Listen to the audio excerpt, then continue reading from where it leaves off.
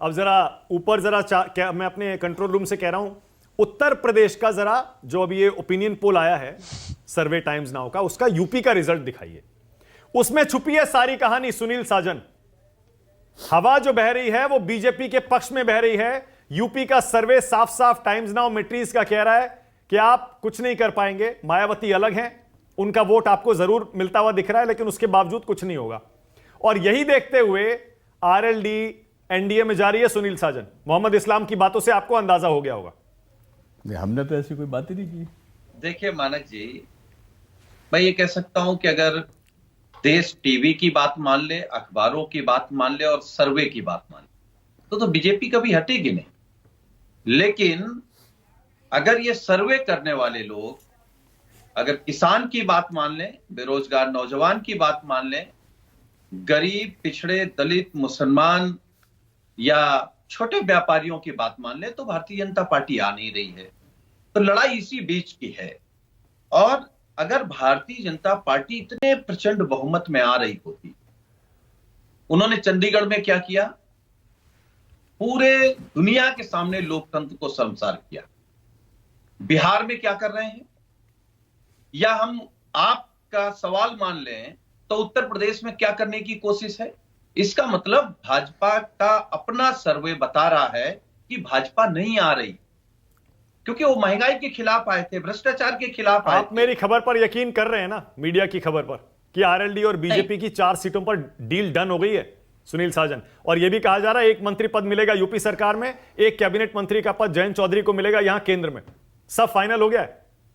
देखिए, मैं केवल जितना राष्ट्रीय लोकदल के नेता आदरणीय जयंत चौधरी जी को जानता हूं, वो एक एक मंत्री पर डील कर लें, अपना ईमान बेच दें, किसानों की शहादत भूल जाएं, खुद पर पड़ी लाठी भूल जाएं, अपना अपमान भूल जाएं।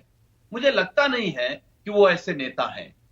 उनमें स्वाभिमान है, उनमें बीजेपी को लेके गुस्सा है, और मुझे लगता है कि किसी मंत्री पद के लिए वो बीजेपी में जाने वाले नहीं है। ये मेरा मानना है, ये मेरी आस्था है उनके। ओके, मतलब अगर गए तो वो अपना स्वाभिमान बेच कर जाएंगे, ईमान बेच कर जाएंगे।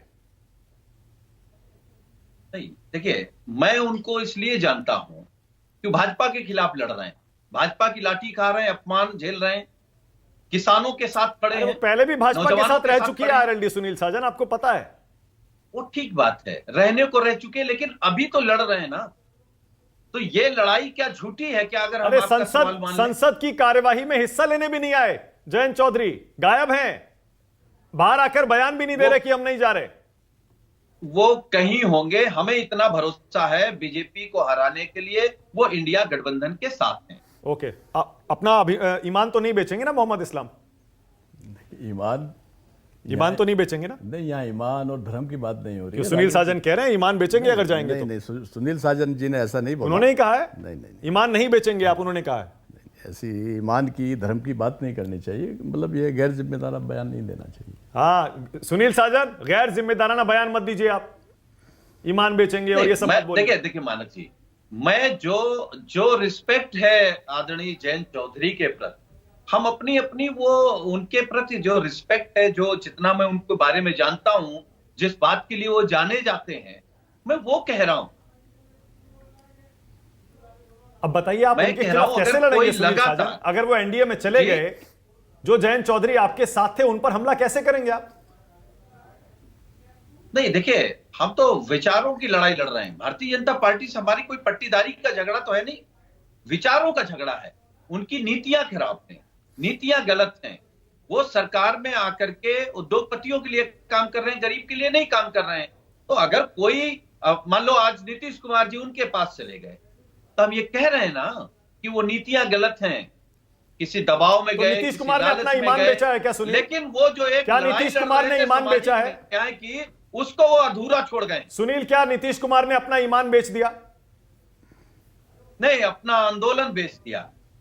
अपना जो उनका जुझारूपन, सामाजिक न्याय की जो बात कर रहे थे, और हम तो कहते हैं, हम उनकी बड़ी इज्जत करते हैं। उन्होंने ही इंडिया गठबंधन की नींव रखी। अब ये 77 सीटें आ रही हैं, 80 में से 77 आ रही हैं सर्वे के मुताबिक सुनील।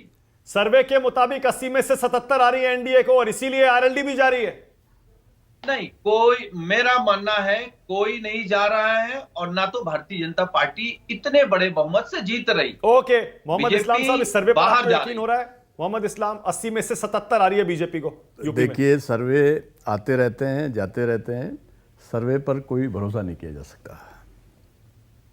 ओके, आप कितनी सीटों पर लड़ना चाह रहे हैं यूपी में? हमारा जहाँ जहाँ आधार है, जहाँ जहाँ मजबूत है, वहाँ हमारी तैयारी है। कितनी सीटें हैं? 15-20 सीटें हैं। 15-20 पर लड़ेंगे? हाँ हाँ। 15-20 कैसे लड़ेंगे? अब अखिलेश तो साथ दे रहे हैं आपको। अब वो देखिए, बात साथ दे रहे हैं। देखिए, अभी बातें चल रही है ना, अभी अच्छा, देने ठीक लेने है। की बात नहीं है। ओके, इस बीच मेरे